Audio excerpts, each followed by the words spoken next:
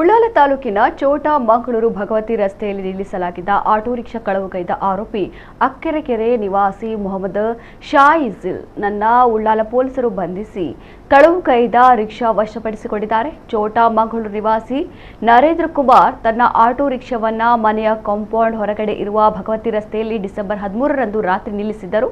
Rickshaw ಕಳವಾಗಿದ್ದು ಕೃತ್ಯ December 14ರಂದು ಬೆಳಕಿಗೆ ಬಂದಿತ್ತು. ನರೇಂದ್ರ ಉಳ್ಳಾಲ ಠಾಣೆಗೆ ದೂರನ್ನು ನೀಡಿದ್ದರು. ಡಿಸೆಂಬರ್ 19ರಂದು ಪ್ರಕರಣ ದಾಖಲಾಗಿತ್ತು. ತನಿಖೆ ನಡೆಸಿದ ಪೊಲೀಸರು ಆರೋಪಿಯನ್ನ ಬಂಧಿಸಿದ್ದಾರೆ.